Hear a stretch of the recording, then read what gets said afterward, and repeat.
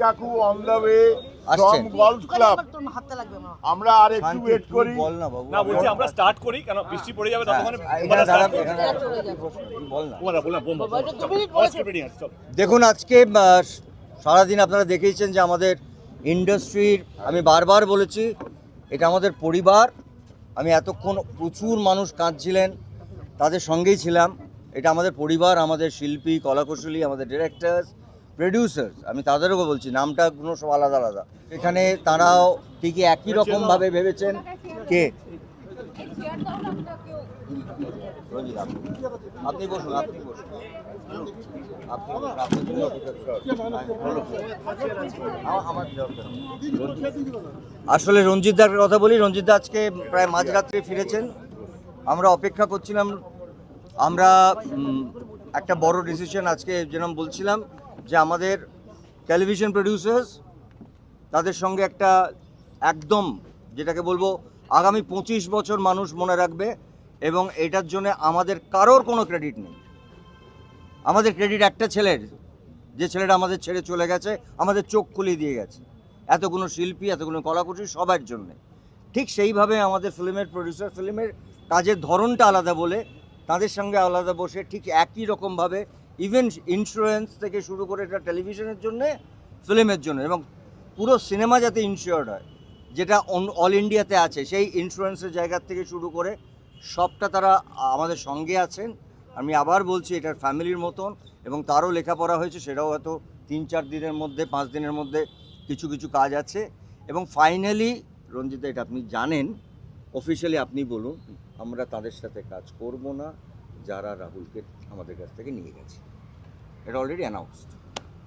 আচ্ছা, প্রথম কথা আমি ক্ষমা চিনি, আমি 3 দিন এখানে ছিলাম না বলে মানে সবটা মানে এই তো এটাও ঠিক যেটা বললো যে যারা রাহুল এরকম যাদের ঘটনা, তাদের সঙ্গে এই মুহূর্তে ডিসিশন অলরেডি টেকেন, কাজ করা আমাদের পক্ষে সম্ভব নয়। রাহুল ওর ওই প্রোডাকশনের সঙ্গে যুক্ত, ওই নামের সাথে যুক্ত, তাদের কারোর সাথে আমরা কোনো কাজ এই মুহূর্তে থেকে করব না যতক্ষণ না নয় পাবলিকলি বা কোর্ট থেকে আমরা জানতে পারি যে আমাদের রাহুল, আপনাদের রাহুল কি করে আমাদের ছেড়ে চলে গেল, কিভাবে ছেড়ে চলে গেল। আমাদের একটাই প্রশ্ন, তার সঠিক চেহারাটা চাই, জানতে চাই, তাই তো?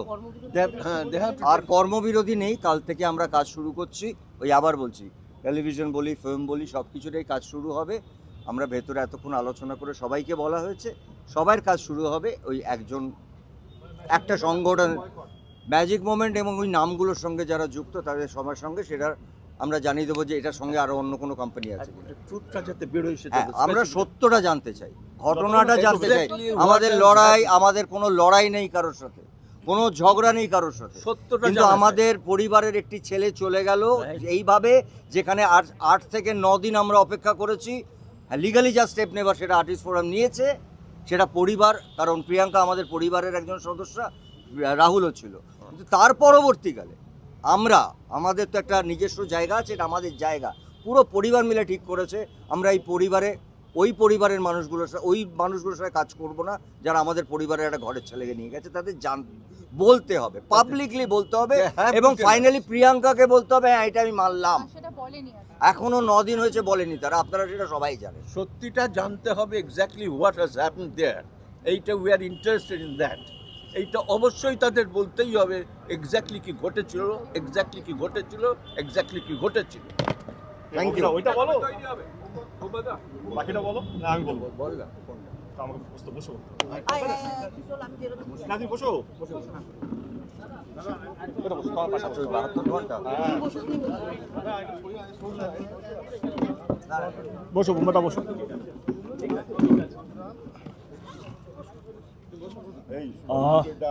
যেই বনটা একদিনের জন্য ডাকা হয়েছিল, স্বরূপ কোথায়? আর্টিস্ট ফোরাম এবং ফেডারেশন, আমরা যৌথ মিলে আমরা ব্যান্ড কালচার বা নন কর্পোরেশন কালচার থেকে দূরে থাকি, কিন্তু যেই ঘটনাটা ঘটেছে সেটা অস্বীকারও করতে পারবো না।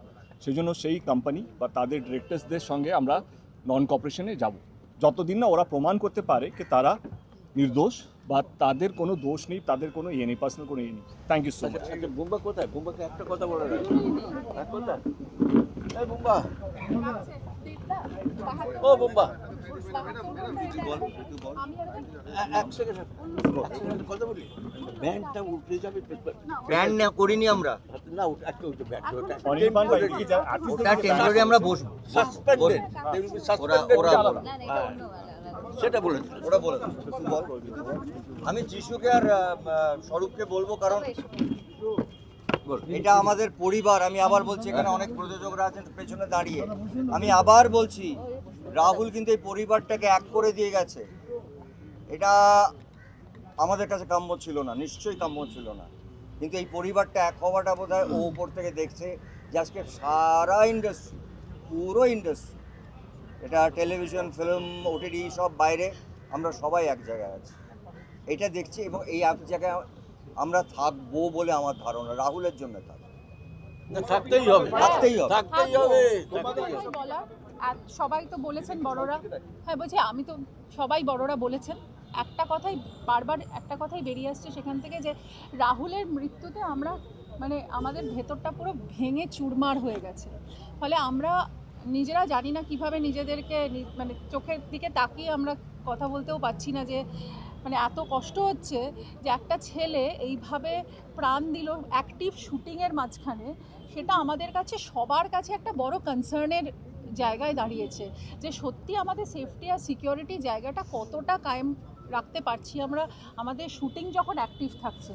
তো সেইখানে আজকে একটি সিদ্ধান্তে পৌঁছেছি যে ইন্স্যুরেন্স ইজ মাস্ট, মানে সে প্রত্যেকটা অ্যাক্টার্স, টেকনিশিয়ানস এবং প্রত্যেকের জন্য, এবং প্রডিউসার, মানে সবাই ইনক্লুডেড এর মধ্যে, কোনো ভাগাভাগি নেই। তো সেই জন্য আর কিছু ম্যান্ডেটারি কম্পেনসেশনের ব্যবস্থা করা হয়েছে, যেখানে হয়তো সেটের মধ্যে যদি টেম্পোরারি কোনো হ্যাজার্ড হয় সেখানেও কিছু ম্যান্ডেটারি কম্পেনসেশন করা হবে। অনেকে হয়তো মানে মানে ফর দ্য শর্ট টাইম কাজ করছে বা তাদের সাথে কোনো কন্ট্রাক্ট নেই, মানে এরকম যদি হয় তাহলে সেই জায়গাতেও আমরা সেখানে দেখভাল করব তাদের, সেটাও একটা জায়গা তৈরি হয়েছে। এসওপি হচ্ছে রিস্ক সিনগুলো না। হ্যাঁ, আর যতদিন এসওপিটা তৈরি না হচ্ছে 15 থেকে 30 দিন লাগবে সমস্ত কিছু টেকনিক্যালি ডিটেলসগুলোকে ফ্রেমওয়ার্ক করতে উইথ আ লিগাল অ্যাডভাইসার।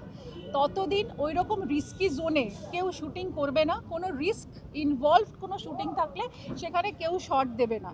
আপাতত এটাই নিয়মটা করা হয়েছে। আর সত্যি কথা বলতে কি, রাহুলের এই পুরো এফেক্টটা কিন্তু আমাদের কাছে একটা বড় একটা লড়াইয়ের জায়গা তৈরি করেছে, এবং আমরা এই পারপাসটাকে ডিফিটেড হতে দেব না। আমরা সবাই মিলে ওই একটা জায়গাতেই লড়ছি, কারণ ও হয়তো আমাদের চোখে আঙুল দিয়ে দেখিয়ে দিয়েছে যে আমরা কতটা নিরাপরাধ, মানে কতটা আনসেফ, মানে কতটা আমরা নিরাপদহীনতা আমাদের গ্রাস করেছে।